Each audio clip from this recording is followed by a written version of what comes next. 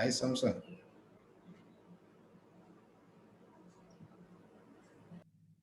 Hi, Jerry.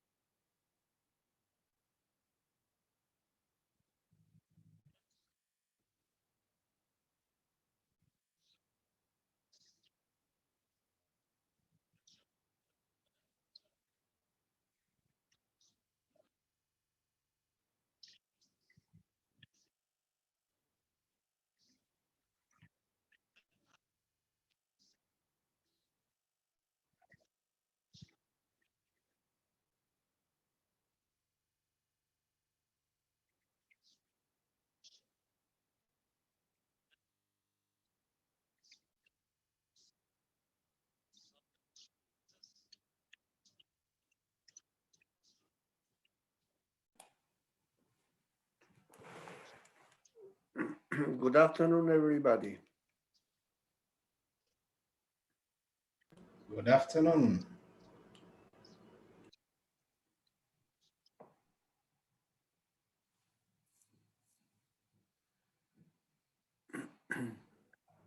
Yes, good afternoon, Prof. Good afternoon. How are you? So we're waiting for you with some. Yes, Okay. good afternoon. We're already here. Yes. It was right now, no? The time was now. Yes. Yeah, okay, excellent. So I'm not late. And no, you're not late. Okay. We're already 9. I think we're expecting a number to go to something around 15 or 13. We shall see. Okay. What happens? Okay. Yeah. So as we give, no, we're already here. So. Hi, everybody. Hi, Beatrice. Yeah. Hello. Good morning. Good afternoon. Good afternoon.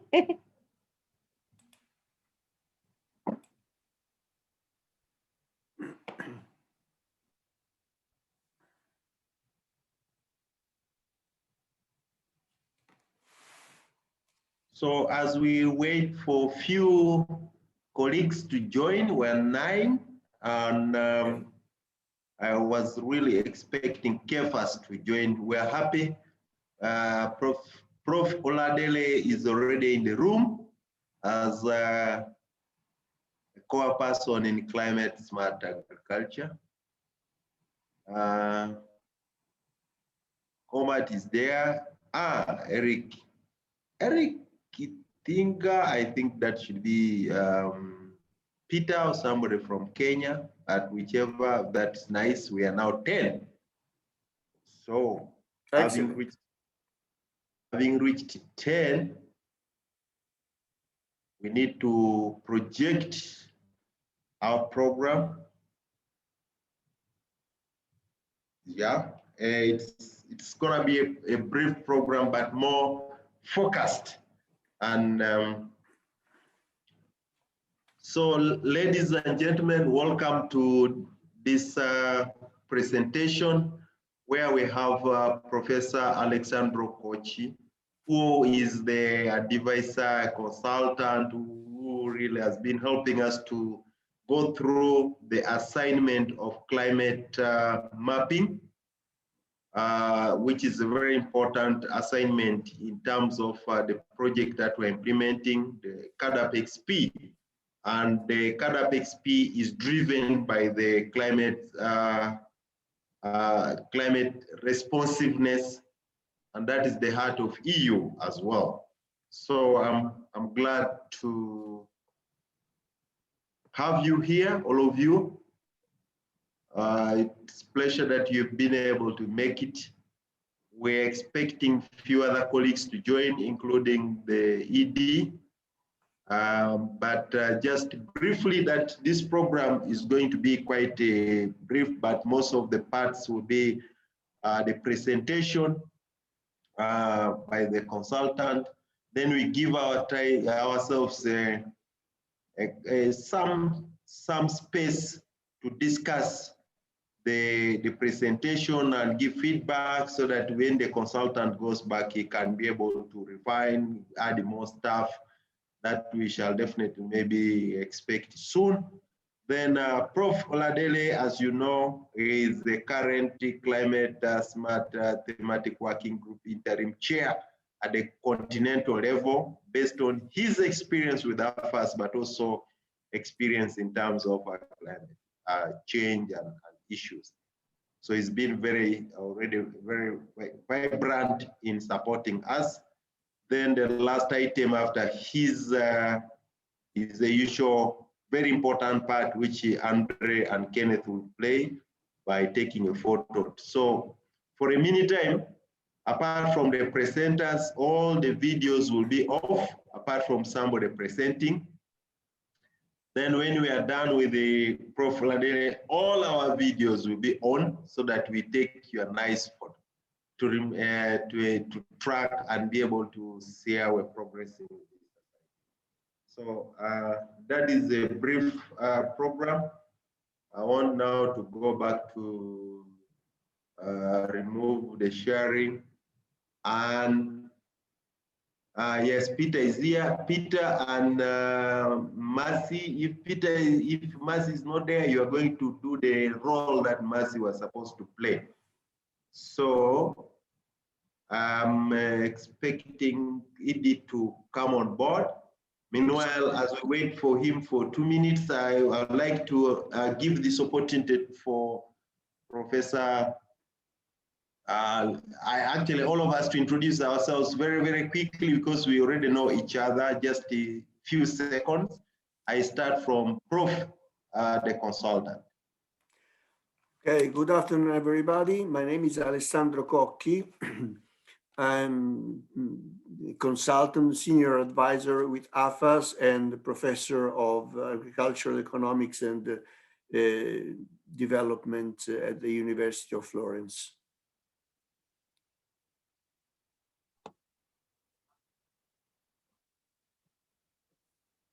Good afternoon. My name is Peter Mwangi. I'm the country focal person for AFAAS.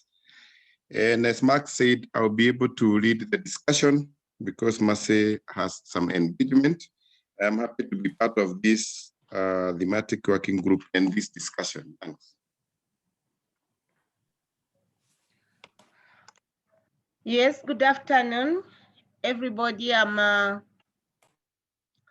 Beatrice Luzove. I'm the CEO for the Uganda Forum for Agricultural Advisory Services. I had expected my chairperson CSA to come, but maybe he's busy somewhere. Happy to be here.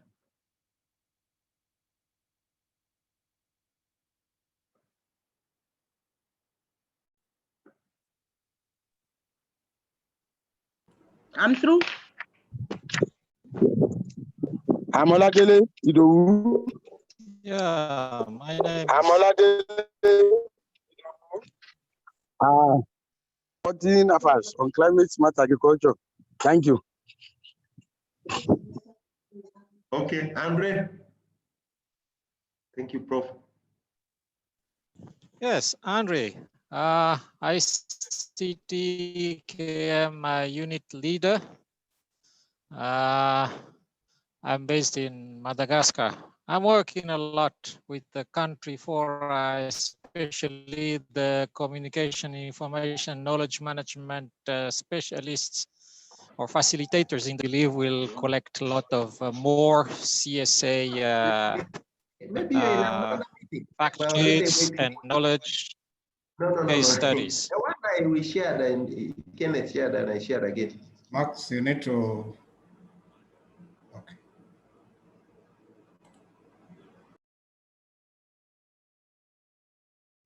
Sorry, Edie was in another room, so I was getting him to this room. This is also a disadvantage of having a number, but also a good advantage. Sorry. Okay, thank you.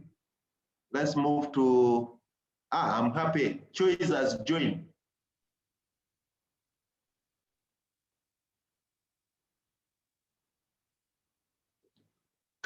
Jerry, can you proceed? Okay, let me proceed. Jerry Egesa Tingo are my names. I based in Uganda, working as a monitoring and evaluation consultant for AFAAS. Samson. Okay, good afternoon, everyone. Samson Shatu, consultant for AFAAS, supporting capacity and institutional development. Thank you.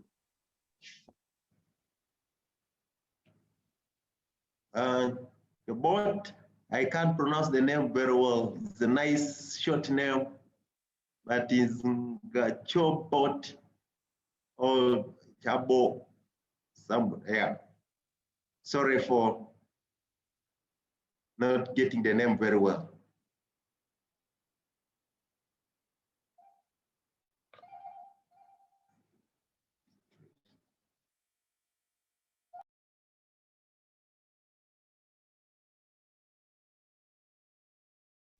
I think that is Tembi. Is it Tembi?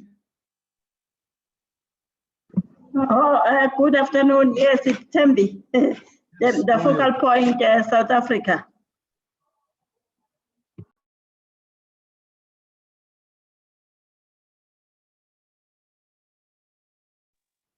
I think hello, maybe Max everyone. is handling some issue. Okay, Yes, Morris, go ahead. Go ahead, Morris. Yes, good afternoon.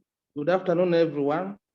I'm Morris Egesa. I'm based here at AFAAS Secretariat as a program support consultant. I'm also happy to be part of this very productive engagement. Thank you so much. Thank you very much. Scovia, would you kindly introduce yourself? Scovia? Good afternoon, ladies and gentlemen. My name is Ojoro Scovia Lindiwe, and I'm with AFAAS. Thank you. Thank you very much. Choice? Okay, good afternoon, members. My name is Choice Agawa, and I'm also part of the Uganda Forum for Agriculture Advisory Services, where I was given the opportunity to lead the Climate Smart Agriculture Technical Working Group. Thank you very much. So I think everyone has introduced himself and herself. Peter, I'm told that you'll be moderating this session. Max is handling the issue. Would you kindly take it from here now? Peter. Okay, thank you very much. Thank you very much. I'll be moderating this section. And Professor Kochi, we are very, very happy to have you. And briefly, you'll be able to present to us what we have been working for a number of, I think, years or months. I know after COVID, a lot of things did not work the way we wanted. But in the meantime, I was told the ED was to give us an opening remark. So Max, do we have the ED? Sorry, Peter, there's a technical challenge at the Secretariat. Yes. What we do is we proceed when ED comes, he will say one or two things. Okay, that's fine then. So I think then without much ado, I would like to introduce Professor Kochi to be able to take us through the report. I saw it's quite a lengthy report. I'm sure you have been able to synthesize it well, and I'm sure it will be very informative to us. So, Professor, welcome. Sorry, Peter. Yes. Sorry, like I said, we had a hinge in the connection. CD has joined. Maybe we give him 2 minutes to welcome all of us and we take off. Okay, thank you very much. Then I come back to Peter, yeah, sorry. Okay, thank you very much. So, welcome, Edie, Dr. Slim.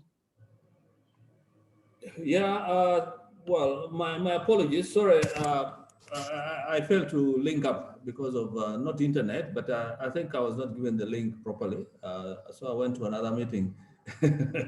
Anyway, my apologies again. And really, I've read the report briefly and the PowerPoint, which could be presented.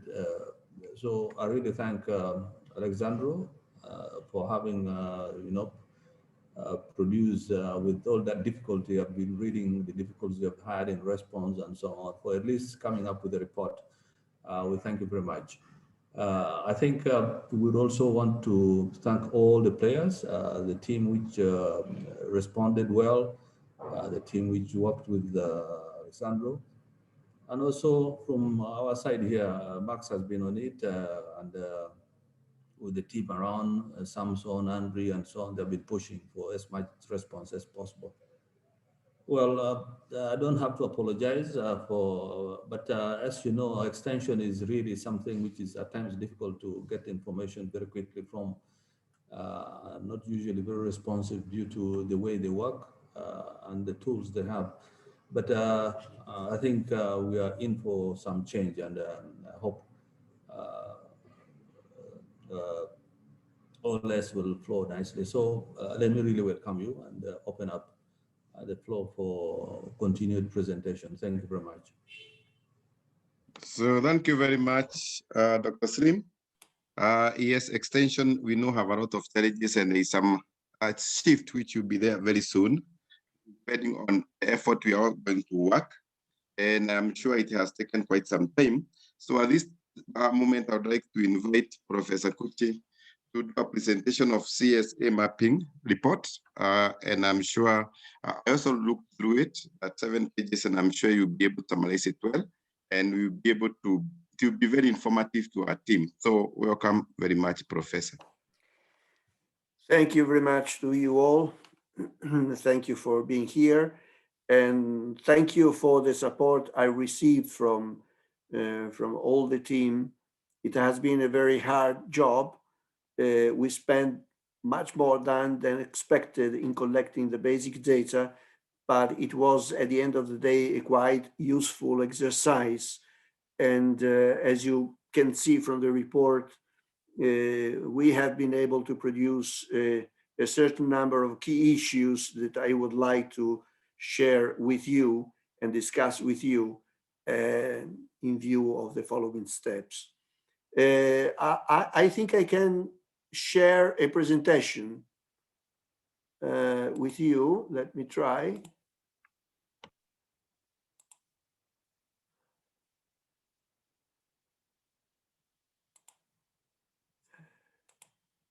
Is it okay? Are you seeing? Yes, it is okay. We are seeing it. Okay. Okay. Okay. Excellent. So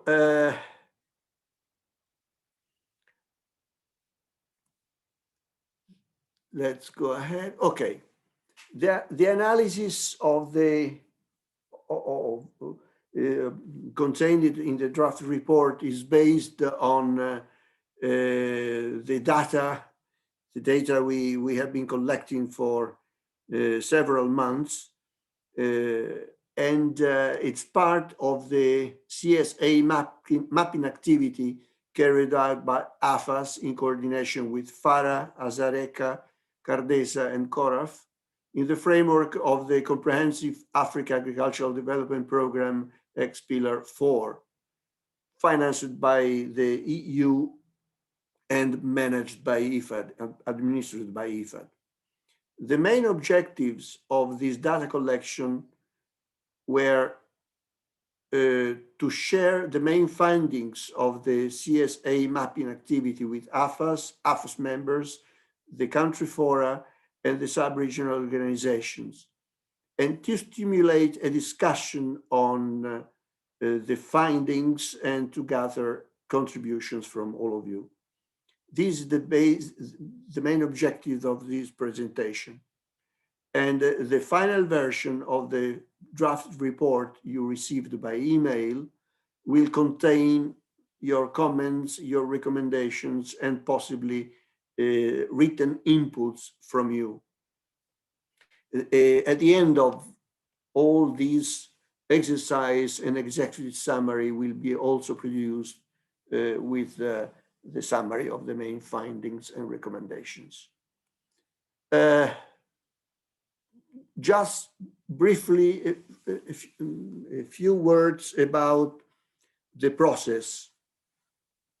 During the month of October and November last year, we had a first preparation phase.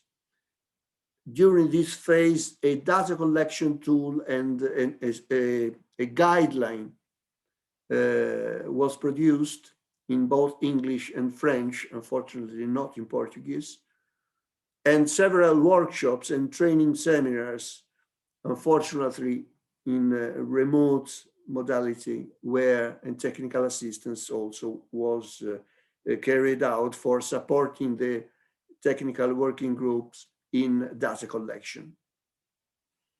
A certain number of institutions from 15 countries participated in the preparatory phase, but at the end of the data collection exercise, only 8 countries responded with a physical contribution. So not all the countries which were involved at the beginning of the activity fully cooperated, but only 8 countries produced some data collection and in a usable format. This is more or less the calendar of the activities. These are the 8 countries which cooperated and contributed to the final database. And these are the Gambia, Nigeria, Cameroon, Uganda, Kenya, Mozambique, Madagascar, and Eswatini. The total number of initiatives collected during these 4 months of activity were 173 in total from 8 different countries. So the first question is, to what extent we can suppose that this data collection is representative of the African situation? According to my opinion, it is not. We cannot pretend to have a representative sample of CSA's initiatives and to consider them as an image of what's going on in Africa in the climate smart agriculture initiative sector.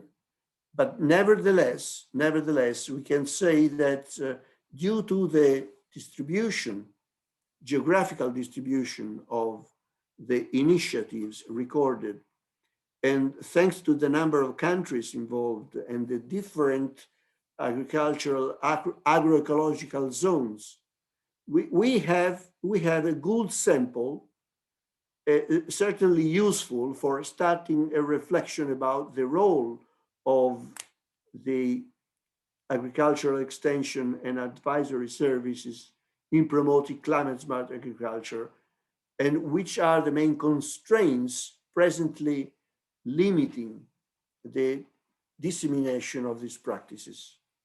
So even though we can't say that it is statistically representative, the database and the information collected is anyway a good basis for a reflection on how to promote climate smart agriculture and how to strengthen the agricultural extension and advisory service institutions for enabling them in this general effort of disseminating the good practices of agriculture, of climate smart agriculture.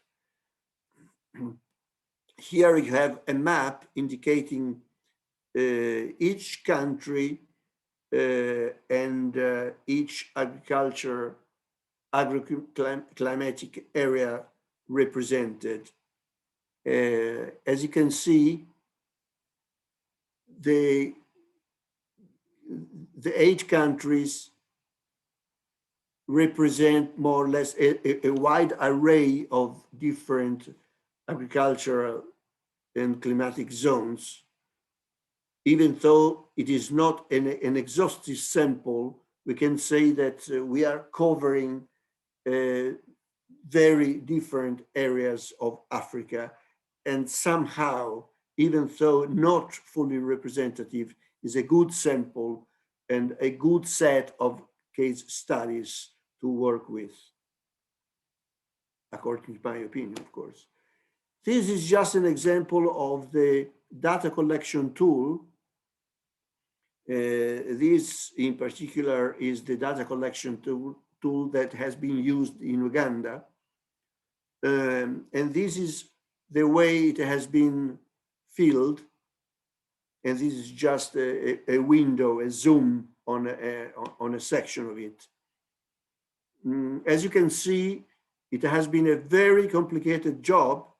And I want to thank again the people who worked and the technical working group who cooperated in the data collection exercise, because I completely understand the efforts they have made and the valuable job they have carried out. So let's start with some hints from the data analysis. In the draft report, I detail both hints and analysis in a deeper way. Here, I only represent which are the main findings, according to my opinion, and which are the main topics on which we have to draw the attention. I focused my attention on 6 different topics for the analysis. The first one is the type of action. As we said from the very beginning, the data analysis, the data collection was based on a certain number of characteristics, but our attention was focused on any kind of CSA initiative, project, program, researches, policies, and so on. So it was quite interesting to understand the distribution of these initiatives according to the type. So type of action, project, program, research, academic, policy or regulation, multi-stakeholder innovation platform, network, community practice, and so on. So many initiatives and so many different kinds of initiatives. Which is the prevailing initiative? What kind of initiatives were more financed, and so on. So the type of action is a quite interesting issue. The second issue, which was considered in the analysis, is the type of actors involved, both in a leading or in a partnership position. And also from these analyses, some interesting consideration came out. The purpose of the action, the purpose of the initiative, and in with particular reference to the specific objective of the actions. And these specific objectives were categorized in different groups. Project or initiatives focused on the increase of agricultural productivity on to the improvement of rural communities' resilience to climate change, or to reduce dangerous greenhouse emissions, or let's say reduce greenhouse emissions, not necessarily dangerous, as somebody make me noticing. The relevance of the action, to which extent the initiative correspond to priorities and problems identified, and which were the main activities of these initiatives analyzed. And the main criteria for analyzing the activities were the innovation content, the replicability, the involvement of local community, and the institutional involvement. The sixth point, the sixth issue considered all along the data analysis is concerns what kind of conditions have been identified for the dissemination and the scaling out of the CSA initiative. It was very important to understand per each initiative considered which are the preconditions to be set out before scaling out and disseminate them. For example, we can have an excellent, good agricultural practices. We can have an excellent, innovative technology, but we have to understand from the very beginning that we need a very robust technical assistance or a credit system or a restructuring of the value chain before disseminating these innovative practice. So the identification of the preconditions is absolutely necessary for this kind of preliminary analysis. So let's see which were the main findings of this analysis.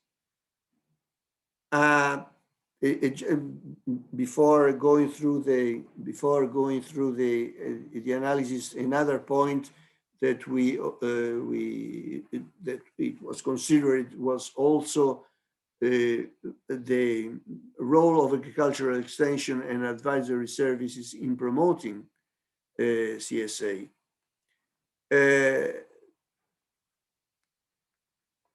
One of the main issues arising from the analysis is that the agricultural extension and advisory services institutions are often asked to cooperate in the implementation of projects and programs financed by international donors in the framework of cooperation for development initiatives.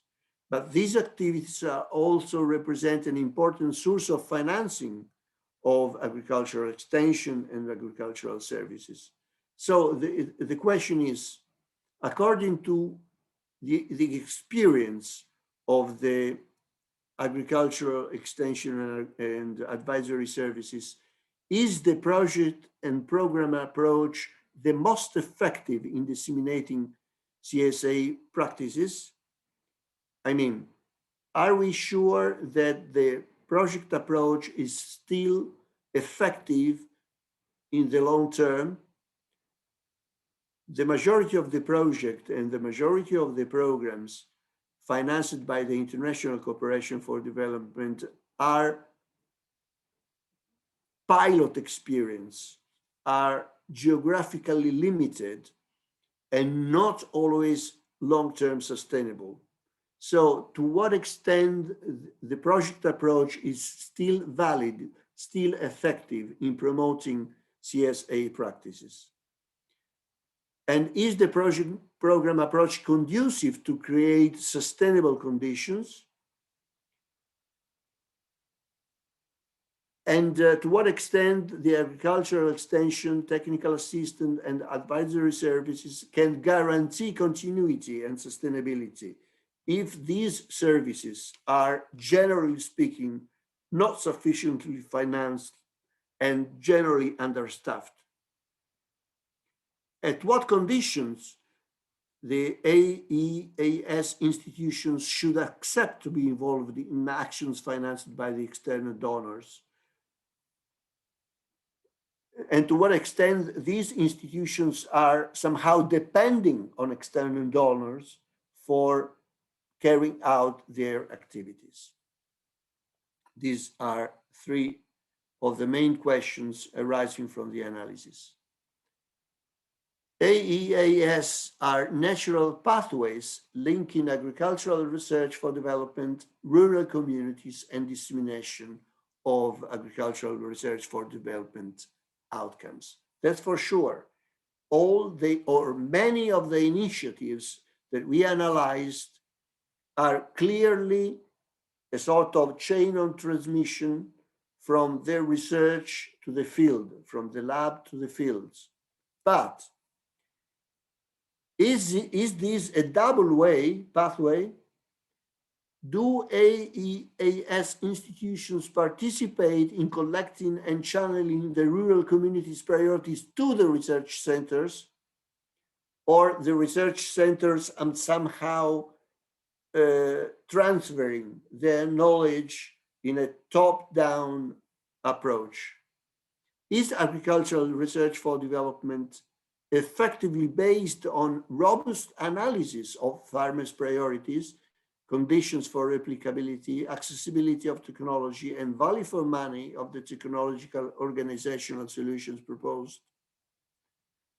To what extent the advisory services and extension services promote a down-top communication for representing the priorities of farmers to the research centers? And to what extent CSA is part of farmers' priorities framework? How can be sure that climate smart agriculture is one of the priorities of farmers and farmers' communities? We can say, yes, it's a priority because it's a general priority, but to what extent farmers' communities has been involved and have been involved in the identification of their own priorities? The pandemic has evidenced the need for an accelerated development of digital support to agricultural extension and advisory services activities, but that's for sure that the pandemic also put in evidence a strong digital divide, and to what extent this digital divide is limiting the implementation of AEAS digital-based activities. To what extent the digital divide can affect the dissemination of CSA practices in particular. Another point, another issue emerging from the analysis is the following. The AEAS institutions actually play an important role in the implementation of CSA initiatives, but complementary to the leading role of other entities, NGOs,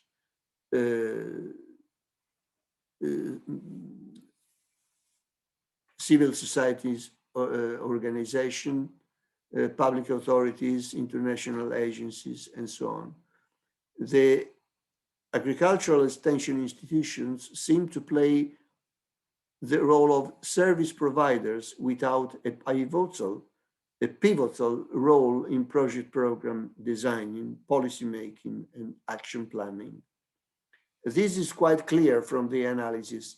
The majority of the agricultural extension and advisory services institutions involved in managing agricultural programs focused on climate smart agriculture do not play a crucial role in managing, defining policies and planning. They are more providing services in the framework of initiatives identified and managed by other entities.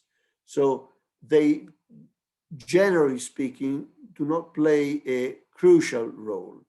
So how can AFAAS institutions play a leading role in designing CSA initiatives? And how could EAS institutions be more proactive in promoting and leading CSA initiatives, strengthening policymaking capacity, upgrading AFAAS hierarchical position in the public sector? How could the role of AFAAS institutions be more directly concerned by the implementation of climate change policies, in particular in the dissemination of CSA practices?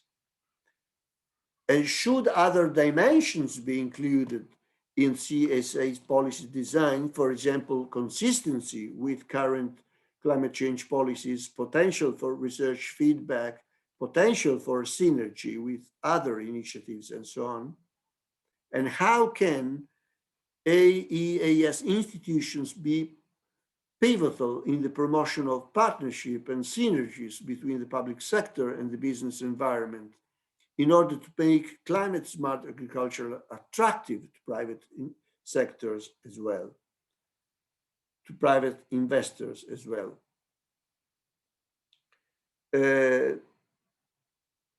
This issue put in evidence the crucial role of agricultural extension and advisory service, but at the same time, the weak role they generally play in defining general policies, in leading the process, and in playing an essential role in giving a direction to the process in general.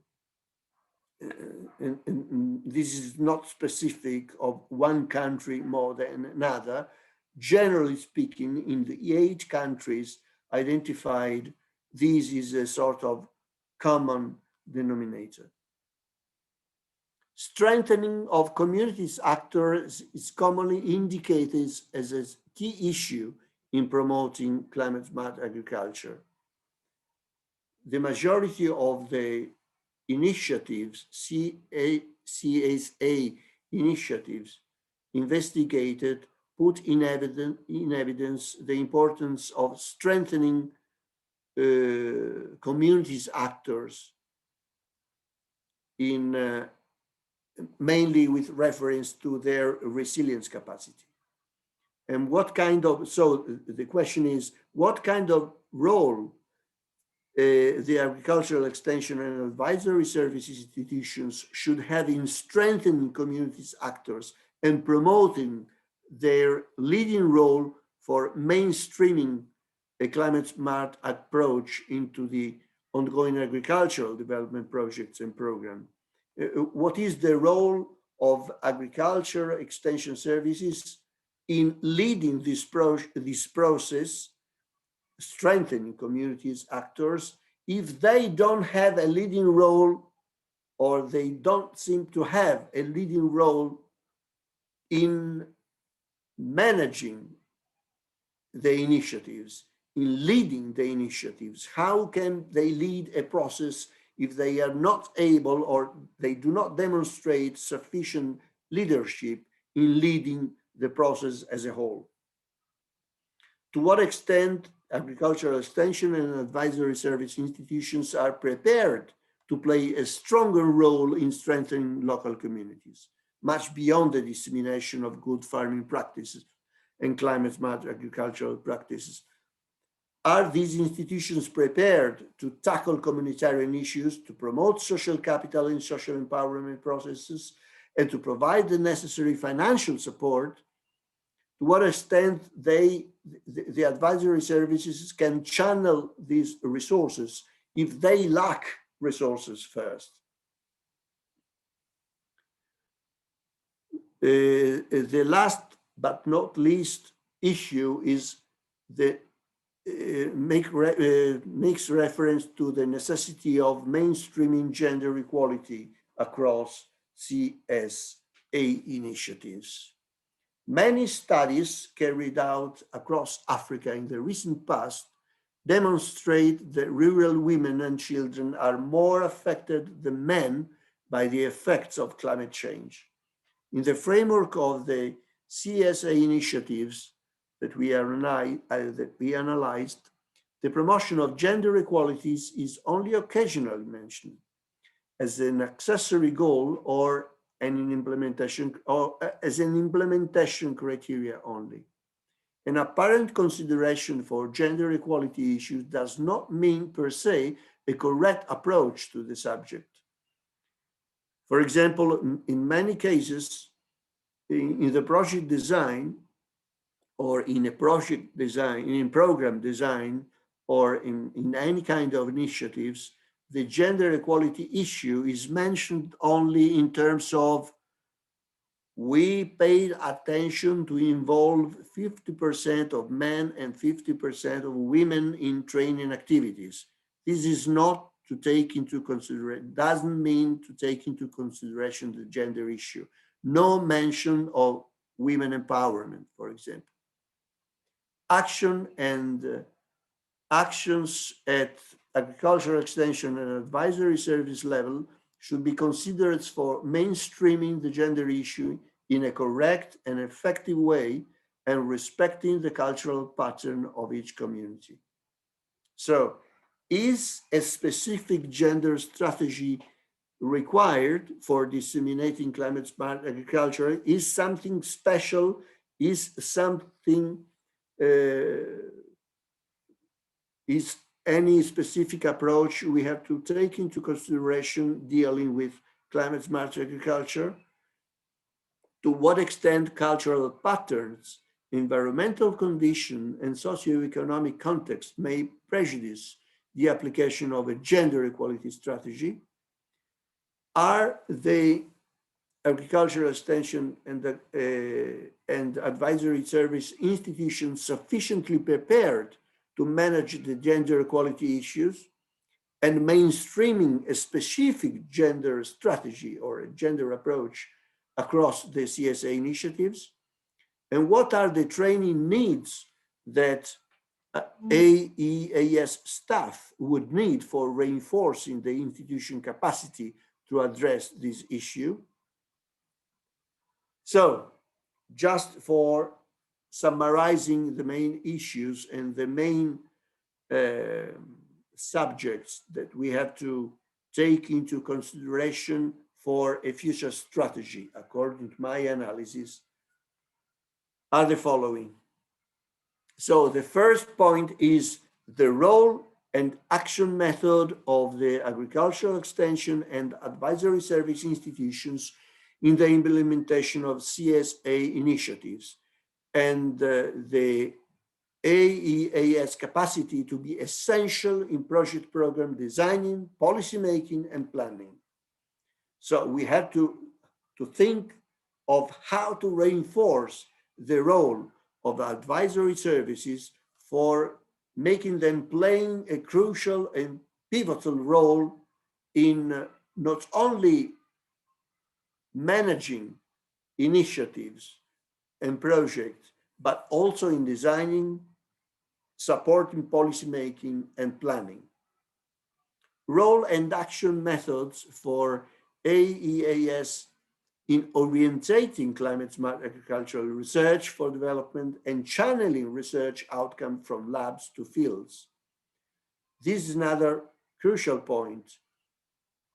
In all the initiatives we have been analyzing during the last months, both agricultural research and agricultural extension service are indicated as pillars of climate smart agricultural dissemination. But at the same time, I didn't have the impression that there is a strong communication between the two. Agricultural research has a top-down approach, and advisory services do not play, generally speaking, the necessary connection between the fields and the labs. We had to reinforce this communication and this role. Third point, role and action method of AEAS in strengthening communities actors in promoting their leading role in mainstreaming a climate smart approach across agricultural development projects and programs. This is another crucial point. The agricultural extension and advisory services don't have to play a crucial role at farmer level only, but at community level as well. And the more they reinforce themselves in their role of policy making, planning, programming, and so on, the more they will be able to transfer this capacity at community level to farmers' communities. Role and action method of AEAS in institutional capacity building at both central and local level. This is another crucial point. The way the AEAS institutions can develop their capacity building and at both central and local level.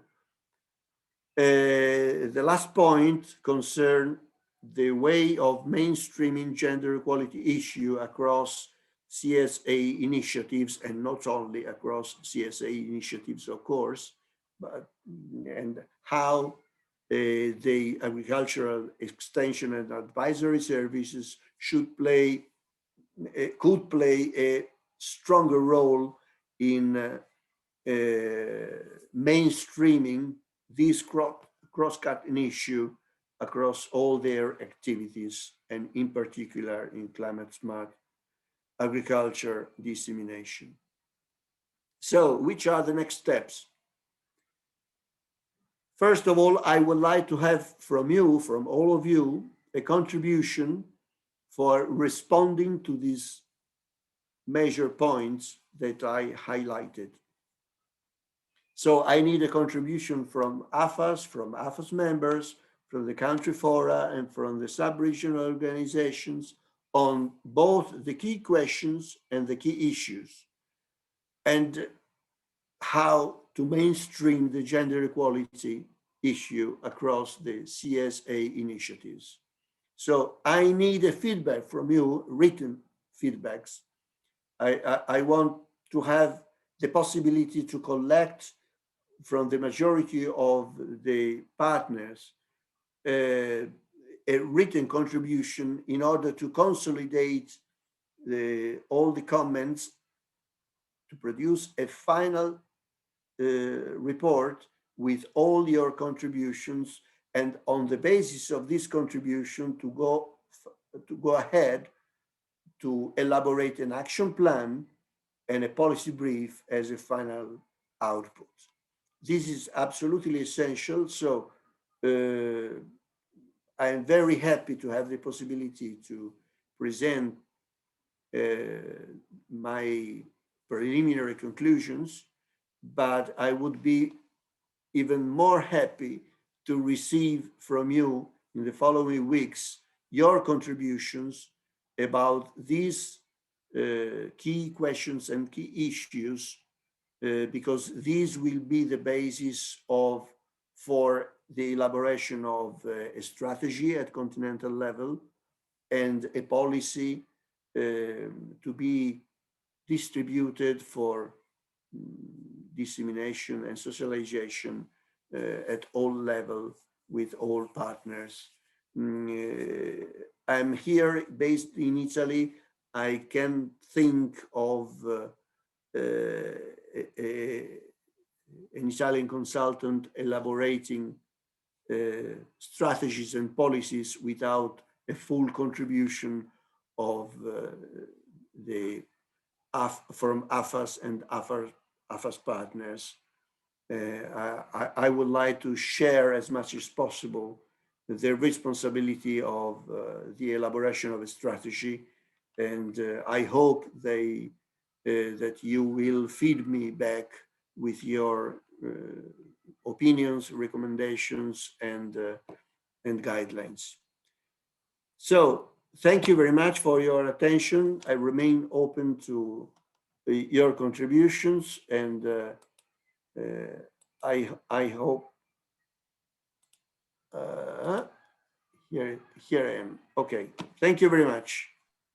Thank you very much, Professor Kuchi, for a very clear, elaborate presentation, capturing on a number of issues on agriculture extension and advisory services, the role we are playing in climate smart agriculture, and you have really put it very well, where we are offering more of services and involvement on design is a bit limited, and quite a number of issues which you have brought out.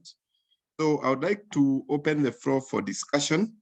We would want to give feedback, and the way we can go about it is you can raise up your hand. I give you an opportunity so that you can be able to give us your feeling from the presentation which has been shared by Professor Kuchi, or from the entire report which you have been able to read. So the floor is open. I don't know, you can just raise up your hand and then I'll be able to give you an opportunity. I can see AFAAS. AFAAS, we have Beatrice, and then we have Samson. So we start with Beatrice. Beatrice, the floor is yours. Okay. Thank you so much, Alessandro. I went through the report and I was really saying, wow, because that was a lot of information which is really put into that report, and now you have been able to even put it in the presentation. Thank you very much. Actually, I admired that. I have just some questions, others comments. You said that, I don't know what you mean when you say that most of the institutions were not playing a role in policy making and action,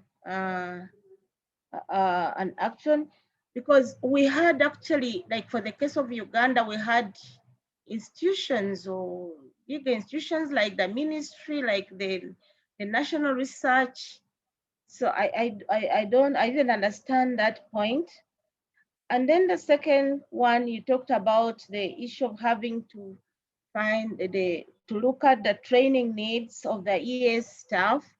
And I was thinking that maybe the report, the ACRE report, which we did, the 3 countries in Uganda, Ethiopia, and Kenya, which specified the one which was a FAO report, which was specifically looking at the AES capacities and needs, would come in to provide some information on that, because those studies specifically looked at that in the 3 countries. And lastly is the issue of the women empowerment and the gender issues and all that. I think we commented on this when we were doing, at least my team, we were a team of about 8 people who came together under the CSA technical working group. And we also felt that the tool was not exhaustively kind of like collecting issues concerning gender and women participation. We kind of like commented on it. It wasn't very strong, we felt. Maybe it was in getting as much as possible concerning women, the issues of women empowerment. Yeah, that is my questions and comments.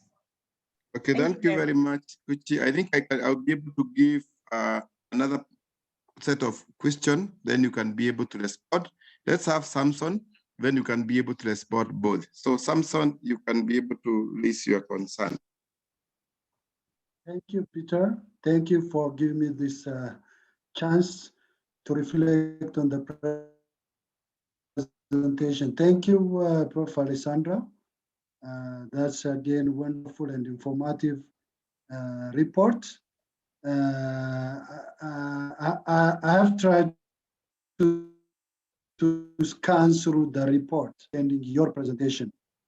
So one question that not question, in terms a kind of suggestion in terms of methodology, which I would like to suggest.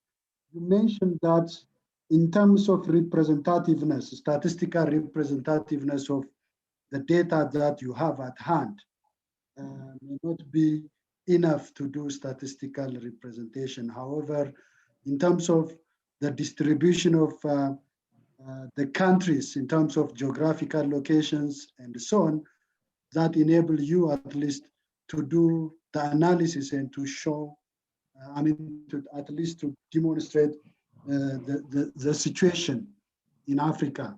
So one suggestion probably that I have, because I've seen 170. In fact, in terms of initiatives, it's a good number, 173. But when it comes to the countries, the case study is only 8. So my suggestion would be, is there any possibility to substantiate your result from the secondary source just by searching from internet? I was trying to search from internet using keywords. For instance, CSA initiatives in Kenya, CSA initiatives in so countries. You can get some reports from the internet, so that at least you can also include in your methodology, the result is not only mainly from the primary data collected using the checklist, rather from the secondary sources, from internet and so on. You can also substantiate your results so that you can have somehow a representative picture in terms of results.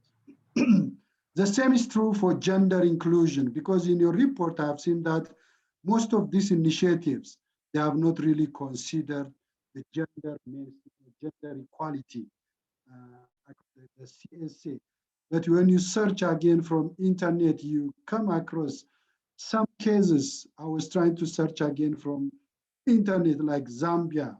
If you read the FAO case studies report, and also the CCAFs and so on, you can see there are some initiatives who really try to include the issue of gender equality in climate smart agriculture. So my general suggestion would be to have a full picture. It's good to search internet, information from internet using keywords. The second is like a kind of question. I've seen in 8 countries, you were trying to disaggregate the data by different partners who are the leading and so on. And you mentioned that advisory or extension service as one partner. Again, in terms of, in the context of pluralistic extension system, the agriculture extension and advisory service providers are very wide, from the public as well as private. And I've seen under advisory and extension service, there is no any initiative under the, I was trying to look at your table from the report. I want to refer more specifically that table, which shows 0 result under extension and advisory services. So whom are you referring when you say extension and advisory service in terms of partners, which is table number 5. Table number 5, type of actors involved, leading organization.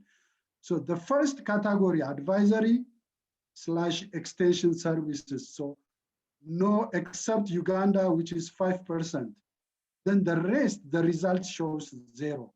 Whereas in the pluralistic context, you see even government, public sector also, they are providing extension service, NGOs, private sectors, even research.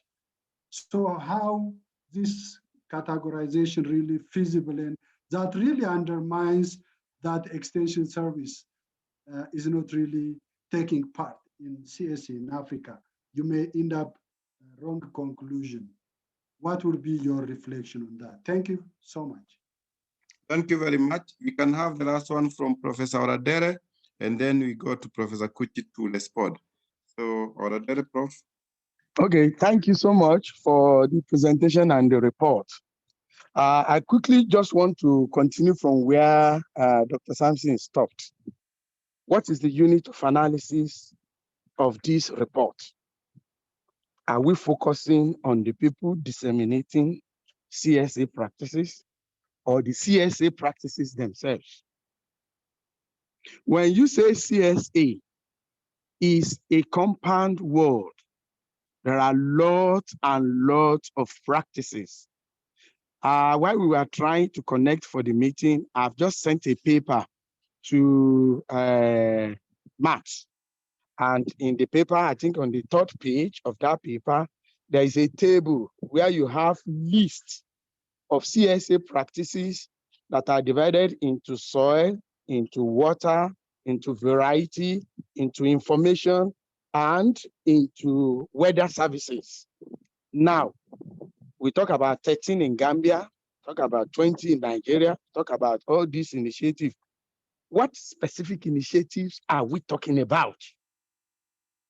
What are these initiatives? Is it the one to improve soil moisture? Is it the one that will increase drought resistance of variety of crops or livestock, resistant to diseases? I cannot see those specific practices. And that is going to make it difficult to go ahead into gender empowerment or gender mainstreaming. If you take soil moisture, for example, in Burkina Faso, the women are a lot more involved in the Zai bond stone arrangement for soil moisture conservation, which is a CSA practice. They are not as involved in tree planting because women are not allowed to own tree crops. But we also know that tree planting is also part of CSA practices to increase the soil carbon, the litter, and also enhance soil carbon sequestration. The fact that we have not been able to pinpoint which CSA practices is not going to help us to be able to move forward with this report. Because we are just talking about CSA initiative. Which initiative, in what place, and in what format? If we are able to establish that, then we can now come to say, this is a common ground for AFAAS to come in and push at the continental level for country fora to run with. If we want to do a policy brief, if we want to do a magazine, if we want to do knowledge management on online or whatever, they have to be on specific practices. It cannot just be CSA in general. I've just brought in specific issues of gender empowerment. And even when I look at the instrument for data collection, the ability of the items to be able to discriminate between A and B in order to bring out the difference or to maximize the variance, as we say in research, is just closely related to what Dr. Sampson has just said. When we say AES partners, what does it really mean? Who are we referring to?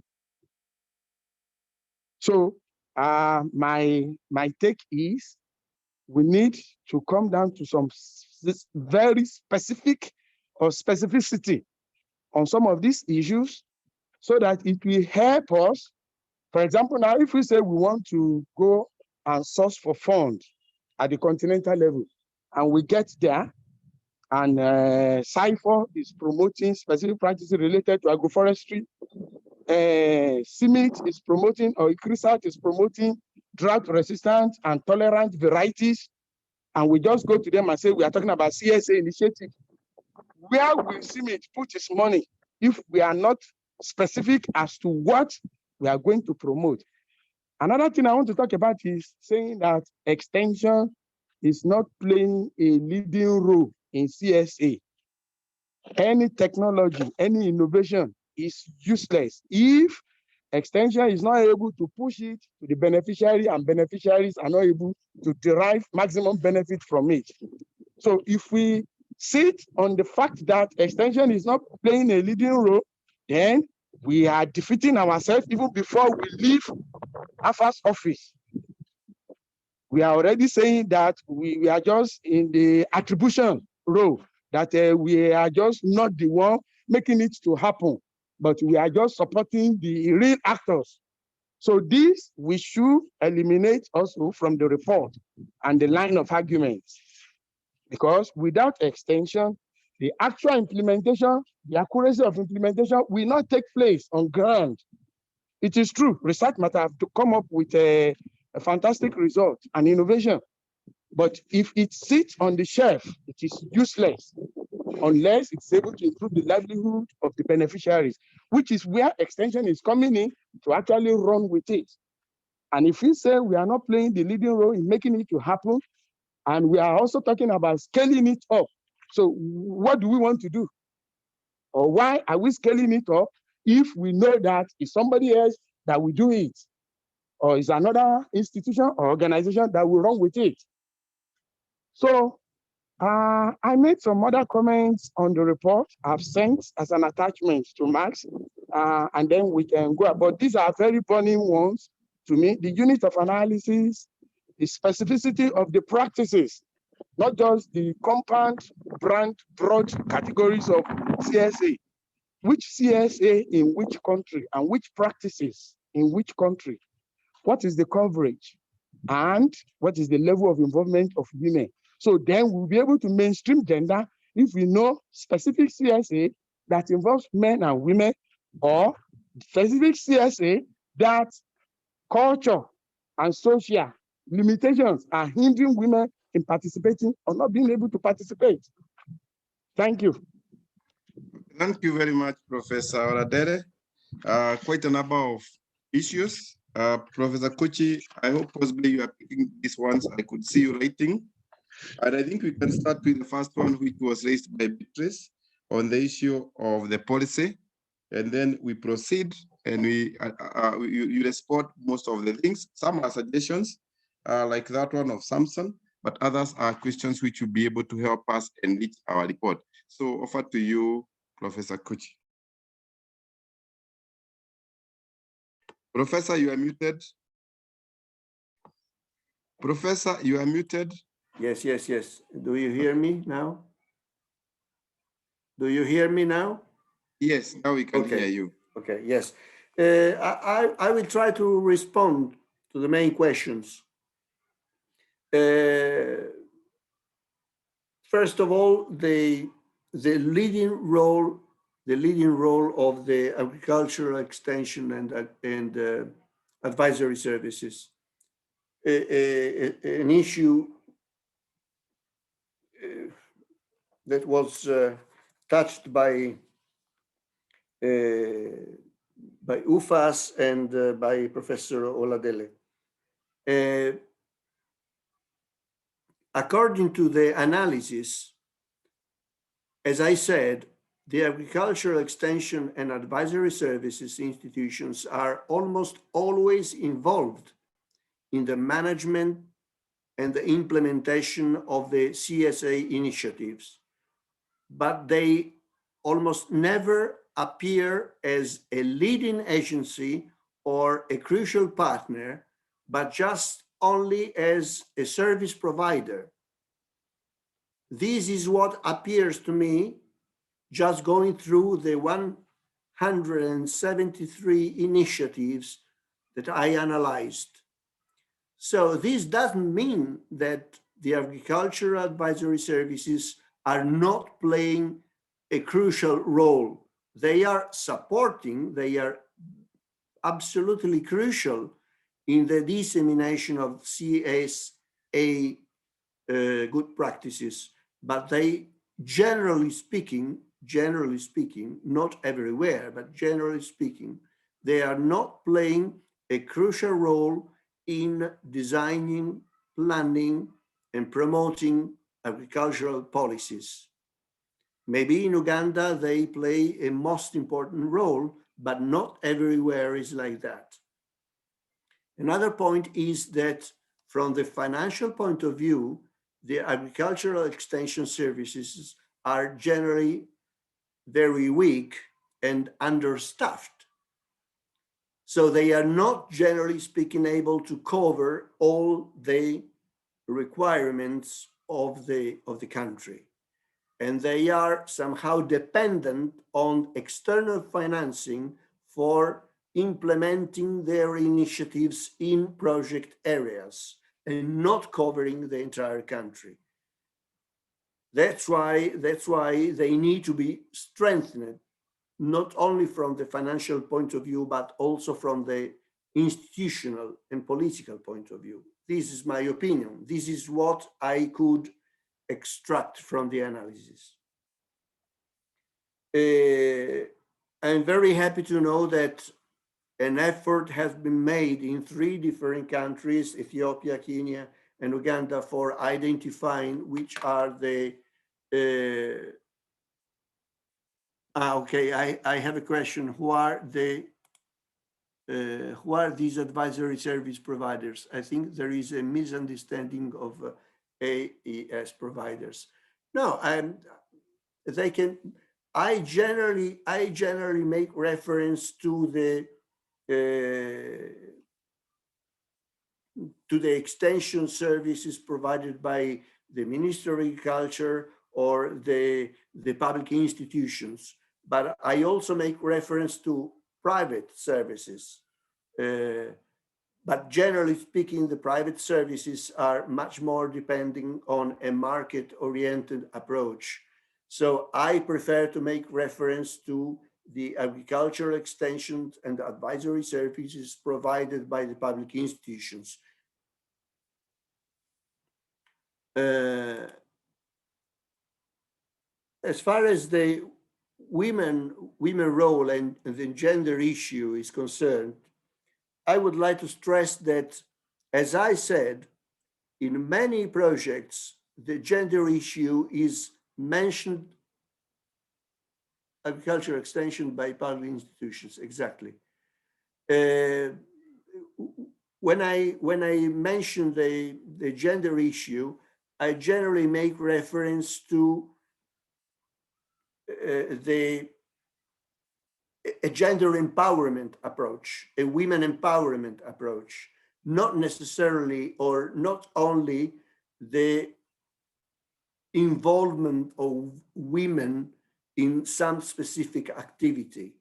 They can be or they must be involved because of cultural patterns, but not necessarily they play a crucial role or they are empowered by the project.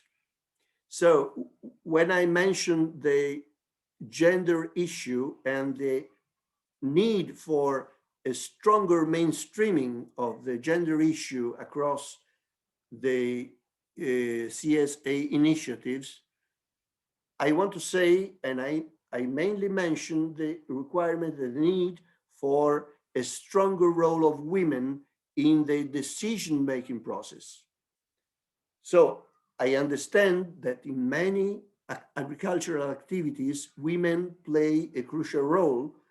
For example, in the agricultural sector in Senegal or in the karité, the Shinats picking in Burkina Faso.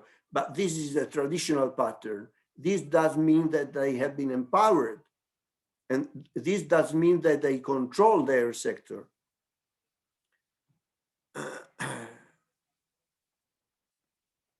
Let me see. Indicators of women empowerment for, yes, exactly. There is, in my report, I also mentioned an FAO guideline for a set of indicators concerning women empowerment that they should be adopted. And as far as I understand, not so many or a minority of initiatives focused on CSA and climate smart agriculture. Many or only few initiatives take into consideration gender issue and women empowerment as a pivotal issue.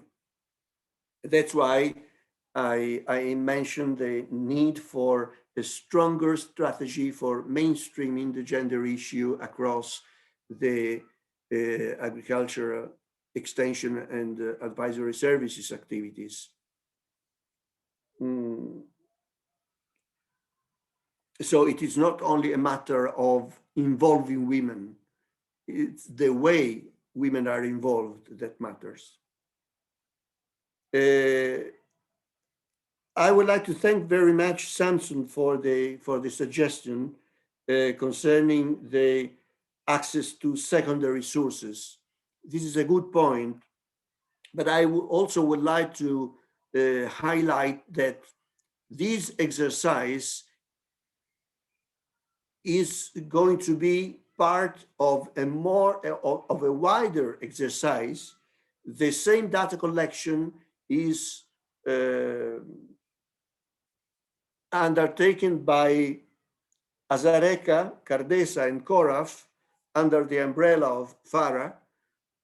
So at the end of this exercise, we will have a large number of data, and what I have been collecting is just a part of it. 173 initiatives is just a section of what will be collected at the end of this overall activity at continental level.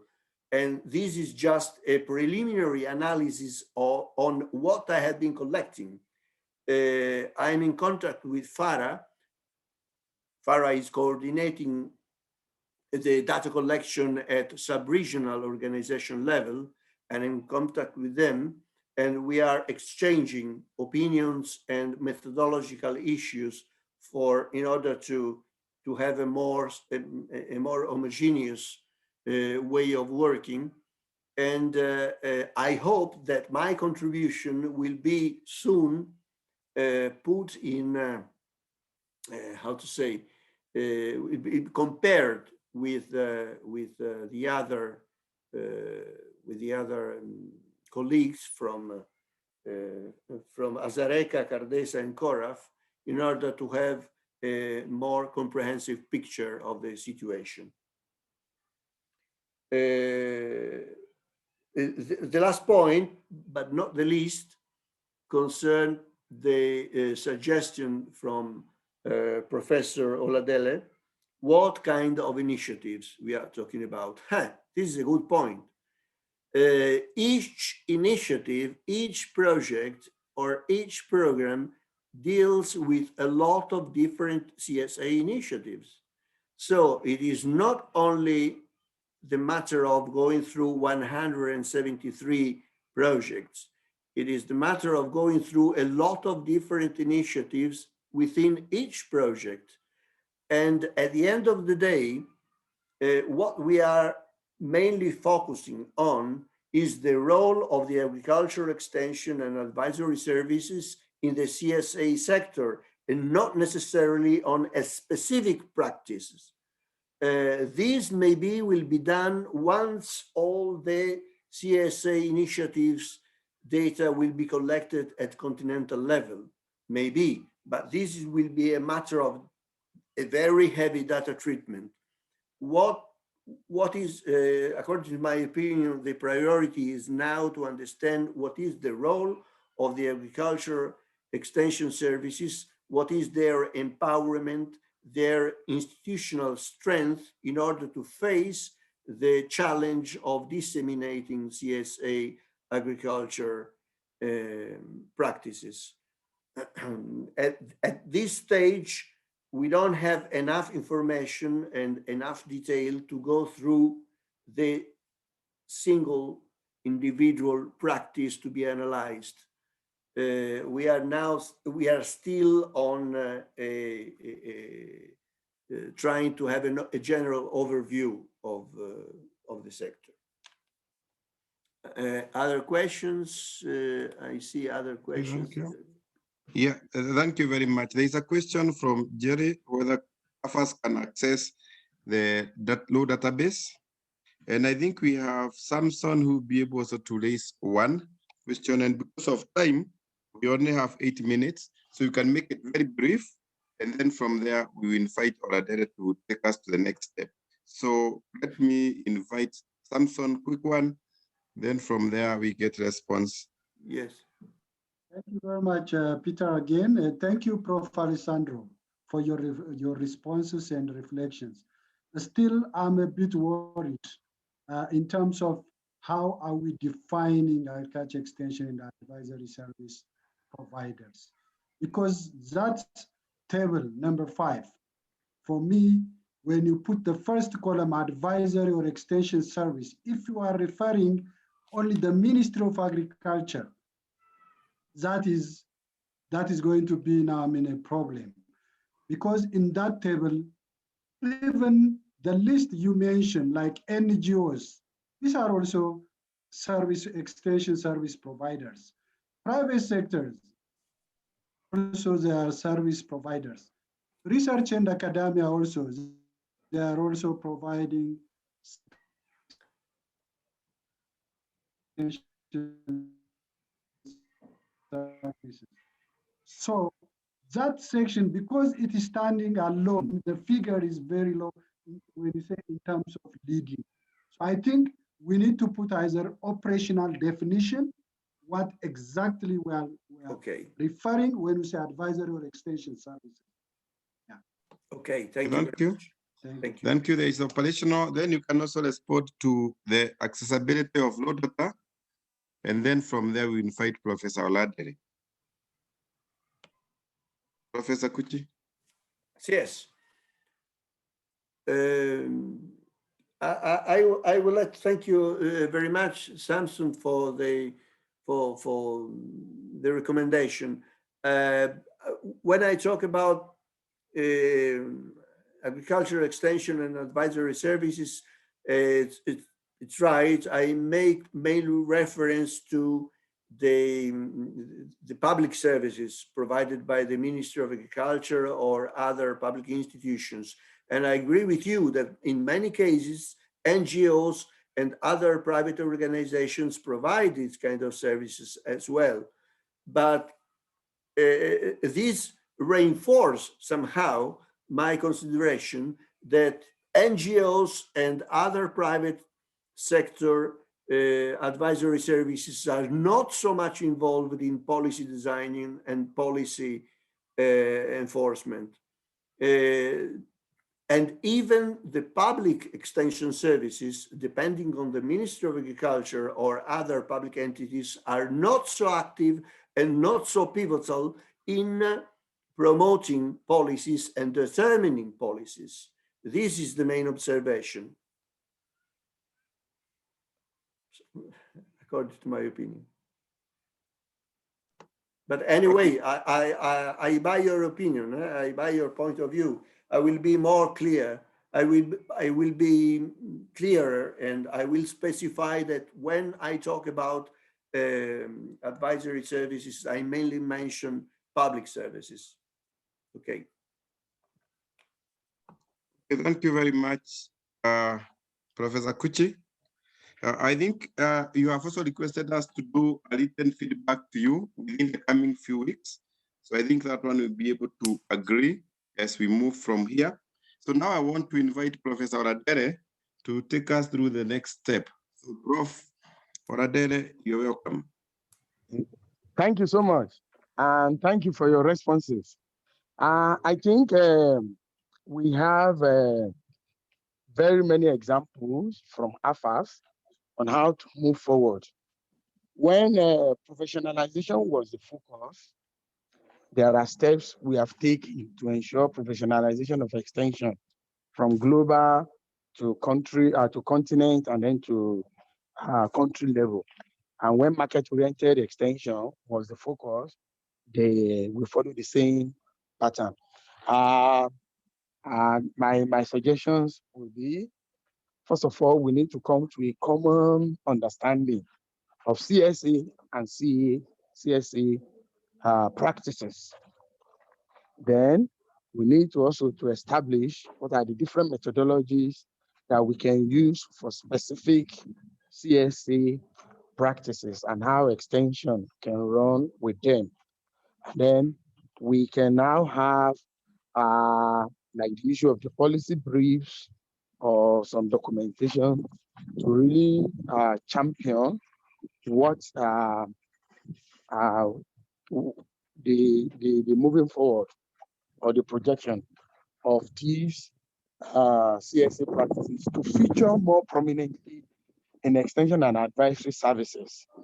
Because like Dr. Sampson had said, we are in a pluralistic system now. Somebody from digital green will come and be talking on agroforestry approaches. Somebody will be talking from ICRISAT or CIMATE on variety that are tolerant. So we should be able to dovetail all of these into a common general CSA approaches, whether we are using the ecological based approaches or payment or ecosystem services approaches. And then we can as well go ahead to say,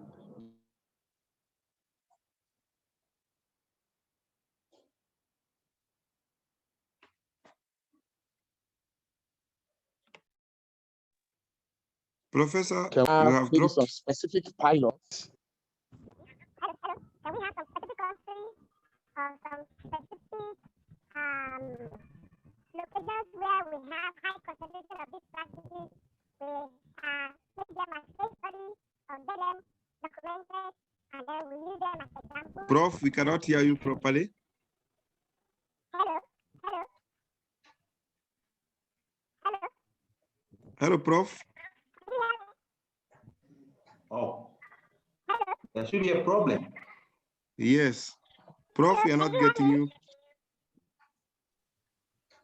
If he's using the voice. Your voice has even the You're phone using a very setting has funny been voice, changed. Prof.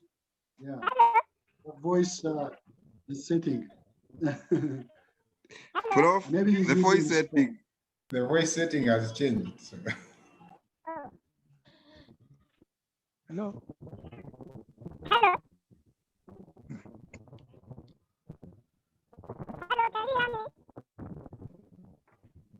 The voice is the voice setting. That's the problem. I'm not hearing you at all. Sorry. No.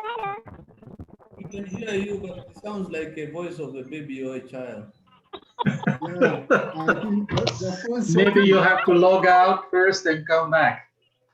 Yes. Log out and come back, Prof. No. Yes, but we can't hear. Yeah, it's a funny voice. What is happening? I'm not hearing again.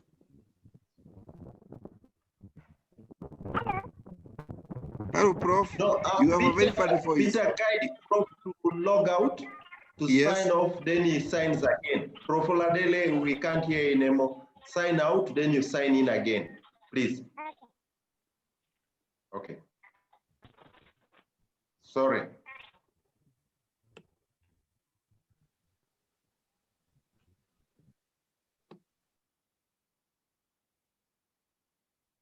Yeah. Let's wait for Prof to sign in again. Yeah, I think as we wait for Prof, there are some people who joined later, including from South Africa, Swani, Yambulo, we had in Chambo, then we have Slivia, others. You are welcome. I think we are waiting for Prof, but as he comes now, we should be winding up. Oh, he's back. Prof?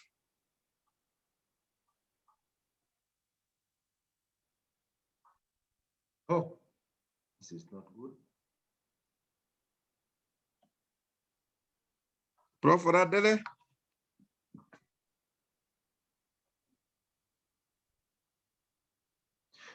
So Peter. Yes. I think if Prof manages to say a few things in the next 2 minutes, fine. If not, we shall request him to send us, he's always good in writing. He will give us some lessons and some issues in writing. He's been giving a lot of valuable comments. And from my side, I want to say thank you very much to all the 20 participants. I expected 15, but this is a first time in the year we hit the target by 150%. So thank you so very much. And to Prof. Kuchi, this assignment, as you're aware in the discussions, is taken very, very seriously because this is a very important exercise, and thereafter it is products. So the information, the input from the team here could help us to make it even better, and also having in our minds that this at one point should be a paper which should be published by AFAAS. There is a collaboration with the FARA and others, but this is a product of AFAAS as AFAAS. So also the question to Jerry in terms of the raw data, all the raw data, all the products of this are the property of AFAAS. Therefore, Prof is always available if you want some data to scan through as a name and a person. You are free to get to me and to Prof so that you can get that. So my appeal before I take off, before I hand back to maybe Prof, my appeal is that in the next 1 or so weeks, I think 1 week, we really appeal to all of us, including people who are not here, to write and give this information to Professor Kuchi, because we found it very, very difficult and sometimes very frustrating when you send a lot of emails and there is no feedback. But I'm happy now we are re-energized in 2021, and we should be able to move forward with even bringing the other countries that didn't respond by giving some information. If they can write, this can be considered in the report. And I'm also happy to work with Professor Kuchi, that is a very flexible person and always available to support us. And I am sure the issues which were raised here by all of you, especially Professor Oladele and Samson, which were very, very important, he will take them in consideration and integrate them in the next report, which again we hope to present to a bigger group now, including invitation to the SROs. So this is more of in-house, we in extension. So thank you so much. Prof. Oladele, I think we shall request you to write. And having said so, maybe I ask Edie to close this meeting, then we run to the next item. Otherwise, we thank Peter so very much. This is what we want to do now. The leadership be provided by the country forum. Our work is to facilitate and provide space. Peter, nashukuru sana. Karibu, thank you very much. So we can have the closing for us, and then we go to Kenneth and Adrit for a group photo. So, Dr. Slim. Yeah, thank you very much, Peter, and all the players. Alexandro, I think it was very well presented and received, and I just pray that, like Mark said, there'll be a lot more input into the study so that it gets more enriched. But also, I think from what Samson said, the service providers in extension are diverse, not necessarily from the ministry. So I think that has to be taken in consideration. I don't know whether this the surveyed they were surveyed as well, but I think that was up to the country fora to, as much as possible, reach them. So I'm sure the report will be enriched as we move along, and the final report will be more informative. Well, will be informative and of use to the intended purpose. So thank you very much, Alessandro, and the team, and Peter for sharing, and of course making all this contribution, and Max for all that you have provided pushed, and all of you, thank you very much. Until I don't know if there's going to be another meeting, but certainly the final report will be most welcome. Thank you. Thank you very much. So we can be able to put on our cameras, ready for Kadri. Photography. Choice. Oh, Choice is actually the chairperson of Uganda Climate Smart team. So Choice, you need to talk to Prof one-on-one as well, you know? Yeah, Choice. We're looking for Beatrice. Oh, yeah. Beatrice, we have Kate. Prof, Oradere. Oh, Prof is running.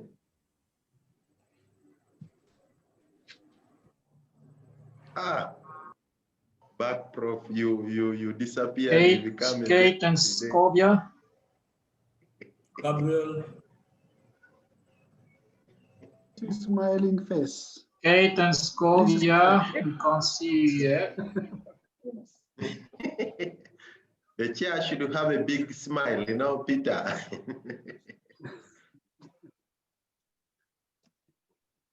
Dr. Samson, will you stay behind a bit? Dr. Samson? Yes. Will I have you a bit after this? So Thank you. Yes, I'm taking my lunch now, maybe after 30 minutes. No, I just wanted us to agree whether we can maybe schedule tomorrow. I know you're very tired. Yeah, no, I'm not tired. I have not taken my lunch. Let's chat on WhatsApp. Yeah, okay. A good idea. So Adri, are you there? Yes. So done. Gabriel, did you? Gabriel has not put his and Kate. Maurice. Hello. Yeah, put on your video. You are missing on the photo. Put on the camera. Uh-oh. Yeah. My camera. My camera is on. We can't see you. On. Unless you're in the village. Yeah, I'm out of Accra, but yes. No problem. Okay, Andre, I think you are done. Where's the video? Yes, Gabriel. raise up. Gabriel. Scovia. Scovia.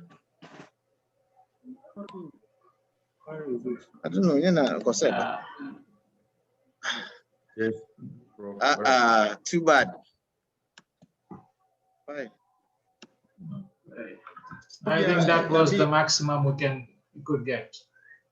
Okay. Thank you. Thank you. Thank you. Bye-bye. Okay, bye. Pleasure. Enjoy your lunch and also dinners. You can also order rabbit meat from Beatrice direct. She will deliver online as well. Thank you for the advert, Max. Yes, even when you're in Uganda, Thank you very much, everybody. Beatrice has rabbit meat. So please. Thank you very much. I'm waiting for your contributions. We'll be waiting for your contributions. Thank you very much. Goodbye. Bye. So.